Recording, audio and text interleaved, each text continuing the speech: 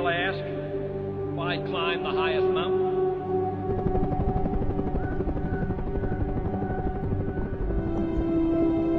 The very word secrecy is repugnant in a free and open society.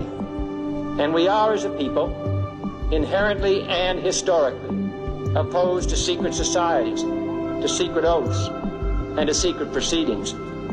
We decided long ago that the dangers of excessive and unwarranted concealment of pertinent facts far outweighed the dangers which are cited to justify it.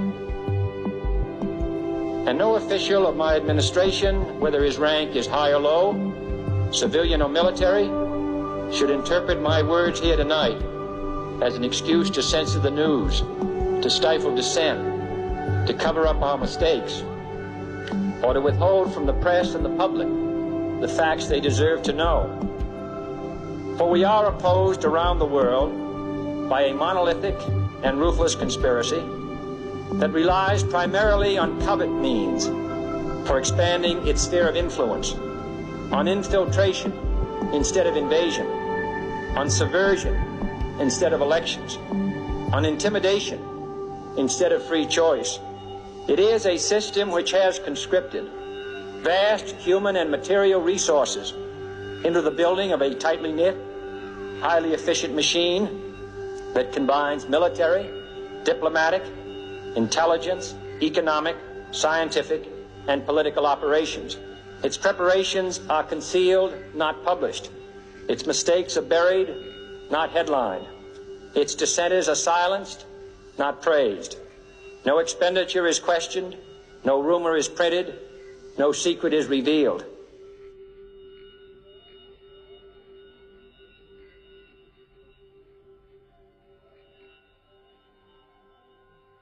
I would have to say memories of my father, fond memories of my father, is when he taught me how to swim, just throwing me in the pool. Or actually, I believe it was one of my uncles throwing me into the pool to my father and learning how to swim. My father taught me how to drink a Coca-Cola. I know it was a photo op for Coca-Cola, but I still remember him teaching me how to drink out of a bottle because I put my mouth all the way around the Coke bottle like it was a nipple. And he was like, no, you put your lips on the edge of it. And he taught me how to drink a Coke. And, I was probably 2.5, maybe almost 3 at that time. But, it's him teaching me little things like that. I still remember, still have good memories about that. My name is John Fitzgerald Kennedy Jr. My father was the President of the United States of America. My father was assassinated for the whole world to see.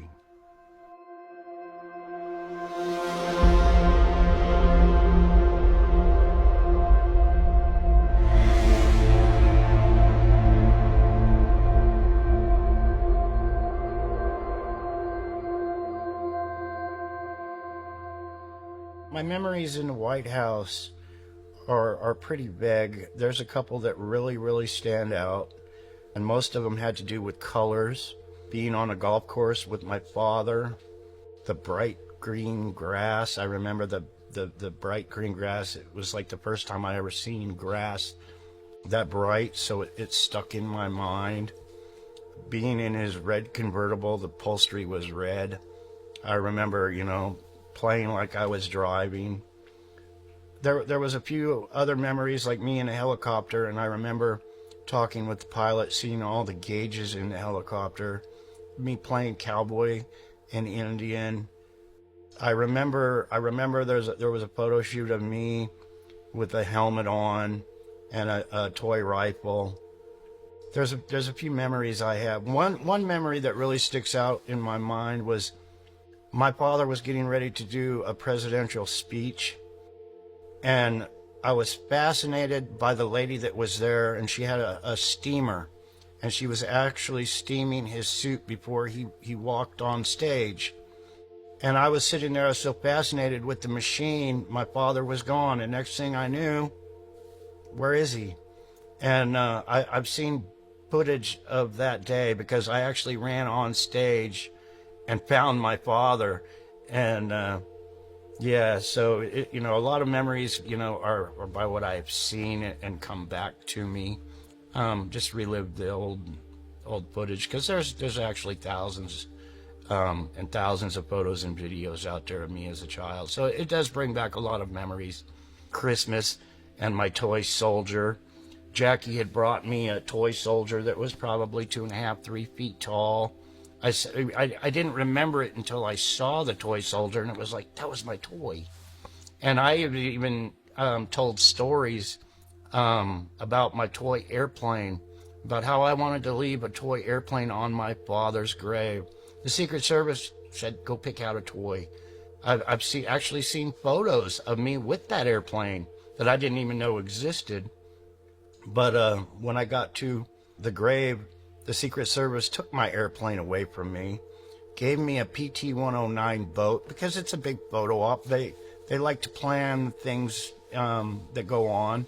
And they're like, you're not going to leave your father your plane. They threw it on the ground. I never saw my toy plane again after that. But they